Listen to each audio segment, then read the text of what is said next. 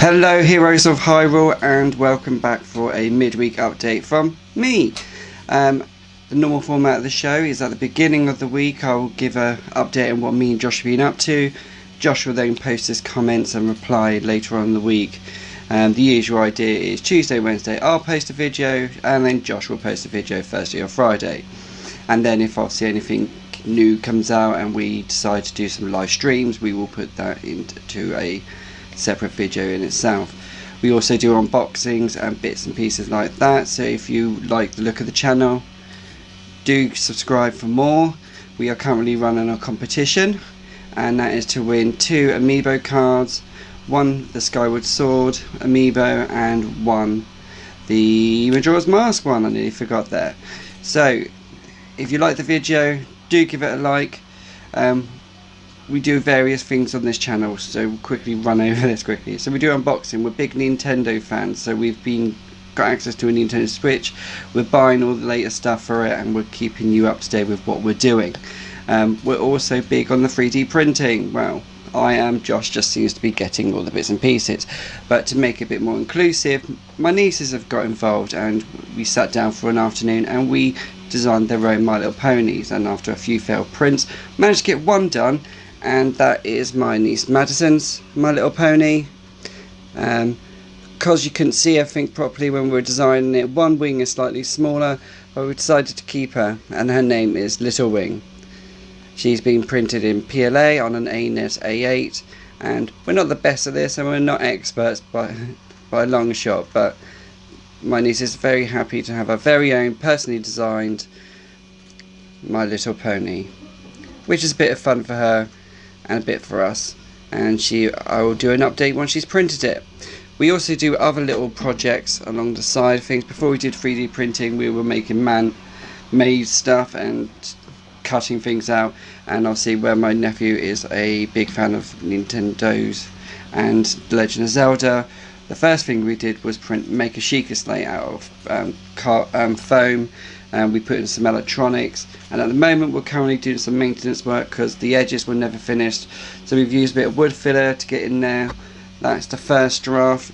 That will then be sanded down, another layer will be put on just to give it a bit more shape. It'll also give us a decent surface that we can paint on top.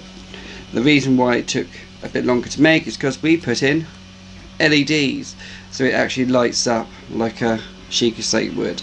And we've put in a hole here, so that way on the other side, which also has lights, you can put your phone in there. Obviously there's 2 batteries in there which we change from time to time. Small little push button here, so you have to push it to put the lights on, which saves battery. We'll give you an update on that once it's been finished, but as you can see, most of it's up foam. We've done some painting, it looks pretty good, and my nephew is really happy with it. Most of the projects we do end up going to my nephew. So we're gearing up this week because on Friday the 21st, Splatoon 2 arrives on the Nintendo Switch, and we will be live streaming it. Unfortunately I'm working that day, so I'll be finished at 4. Hopefully we can get Josh round here for 4 o'clock and go straight to a live show. If not, we'll be probably airing about 5 PM, and we'll be going from the get-go. We'll be unboxing the game, we'll be putting it in the machine, recording it all so you at home can watch and see how we get on. We're not the greatest players on Splatoon 2. I've only played on the test demo at the weekend just to practice a bit, and we will get going on that. From what I'm aware, it's a 1-player game, so we'll take it in turns, Josh and I, and we'll be discussing what we're experiencing whilst we're doing the game. Obviously we'll have the chat open, so if you want to talk to us, just say something on the chat and we'll talk to you in the live stream. From the world of 3D printing, there's not much happening this week other than getting the second My Little Pony printed. I'm currently printing support structures for the ANET A8. It comes in acrylic, which is prone to breaking, so before I over tighten everything and it starts snapping, we are going to put support structures on the bed just to make it that much rigid and stronger, and to make sure that I can keep printing. Completely off topic, I had a conversation with a group. I am a Patreon of the Beat 'em Ups channel, and as such I get access to the community group there on Facebook and on Discord, and as part of that we were having a conversation about how things are completely different to when I was growing up. So when I was growing up and I wanted to watch a video, I had something like this, which is a videotape cassette player. It had top loading, it was bulky, big, the remote control was on a cable. Nowadays Joshua will have access to something like this, which is an Apple TV, which has access to over 700 movies on my account, and that tiny bit of block is the only thing you need. The remote's wireless, it has access to the internet, which wasn't really a big thing back in my day. So I'm not going to say my age, but during the 80s and 90s, these were the realities that we were dealing with. If you wanted 700 movies, I'd probably have the back wall here covered in videotapes of movies, and obviously that then changed to DVD, and then we've gone to Blu-ray, and now we've gone completely digital, and I've really gone into the digital by exploding all my money onto my iTunes account, and then having this massive library of video, of which I bought the new Apple TV, so I've got the latest technology here, and as the older technology drifts off to my brothers, who's obviously the father of my nephew, and then they have access to all my movies as well, which is a great thing. Comparing that kind of movie collection to a tape, because it is a massive change, and kids these days will not appreciate how things have changed. So one of the other things is, like, TVs used to be bigger, wider, so now we have all these flat TVs, and they fit on walls quite easily. You can have more than one in the room, and it is amazing how TVs have progressed. But back in our day we had these, which are huge, bulky and ginormous. So back in the day you had Windows machines, and they were big, bulky, and then the screens as well were big and bulky, just like the tellies were. And nowadays you have things like the iMac. As you can see just here is my iMac 21.5 inch, and that is beautiful, tiny, and that is all of it.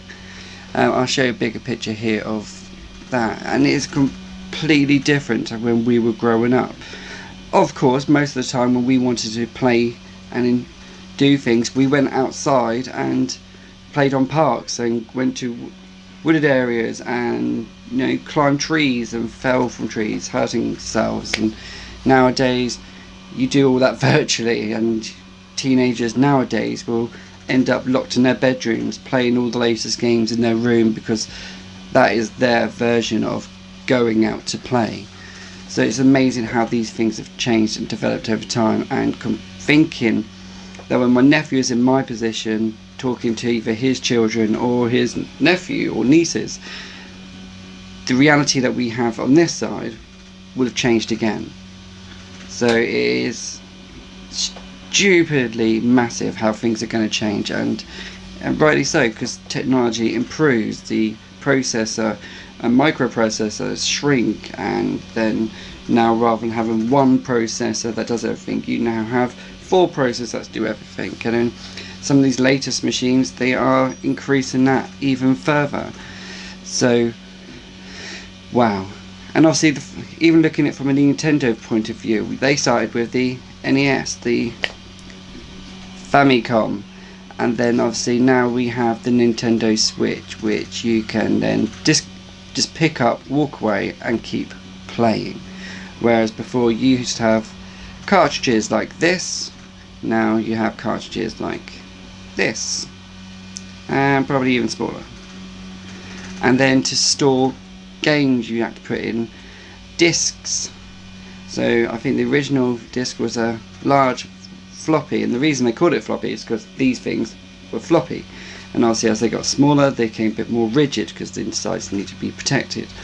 And then those discs turn into CDs they used to save your data to, and then these went even further into Blu-ray, which is multi-layered, and then obviously now Blu-ray, which is using different light to get different aspects, and you then get more space on this one disc. And now we're making the transition from standard definition to HD, to now we're going to 4K resolution, And originally when these were coming out, the prices were astronomical.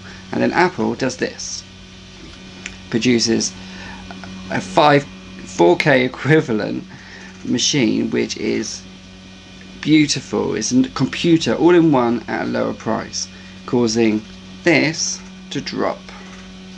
And that has made a massive difference to the industry. Once one person does it at one price, why spend 5,000 on this when you can get this cheaper?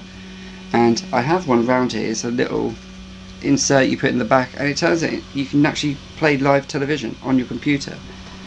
It is amazing how technology has changed, because we had digital TV signal switch over, which is from the analog, and obviously now the analog is being reused for further mobile broadband technology. And originally you used to have to use dial-up, and then you used to have a very familiar sound of as your computer was actually talking through the phone line, sending and receiving data. And now you had Ethernet cables, and then internet to your home completely changed, and then Wi-Fi happened, and then all these devices suddenly had no cables, which in my view is the best. I hate cables going on. I have a screen capture card that does all our gaming for the live channels, and you need a cable going to the device, you need a cable going to the telly, you need a cable going to your computer, and you can't use on a USB hub. You have to have it on its own extension cable. So where I will have my telly, which is on one side of the room, I now have a 5-meter USB cable running around the back of my room, so I can run all this technology without having to actually have the cables all over the floor. And camera technology, we didn't have handheld cameras like we do now. These camcorders, I could probably do this whole thing on my phone, probably be bouncy if I was sat here with my phone there. And obviously microphones haven't really improved that much because they're still a cable, but I have been trialling a wireless microphone, and the sound's not that great, so I don't want to risk doing a video where I may have to risk doing it all over again. So that is enough of me ranting on about me being old and technology being this way, and now it's this, and in 20 years time it's going to be completely different. Can you imagine me in 20 years time doing a video comparing that to where we could be in 20 years? The difference will be astronomical, mainly because everything gets smaller. So I can see that Apple TV box actually just being an app on my phone, which you can actually do, or completely change, because I have to have a box soon. Like Google, they've come out of their Chromecast, and that just slots into the HDMI port in the back of the computer, connects you to the internet, and you're done. So technology is changing. TVs will change, they're getting thinner, and now I'm seeing TV screens that actually bend, and the introduction of element like graphite and graphene, which will completely change the way we use devices. It will make them flexible, and rightly so. Can you imagine having an iPhone that you're just tapping away on, and then rather than put it in your pocket, you just slap it on your wrist, and it just hooks onto your wrist, and off you go. That is, wow, where are we going to go? So back to Nintendo. So Splatoon 2 will be going live on this channel on Friday. Fortunately, due to work commitments, we'll either be launching at 4 o'clock or we'll be launching at 5 PM. So look out for us on the live channel and come back and let us know. To make sure you're aware of these alerts, tap that bell so you can keep up to date and be made aware when we do things. Unfortunately, we haven't had enough time to start pre-planning these things, so you're going to have to kind of keep an eye out for them. So if you like this video, hit like. If you like what we're doing here and want to keep up to date with us, hit subscribe, and we will see you in the next video.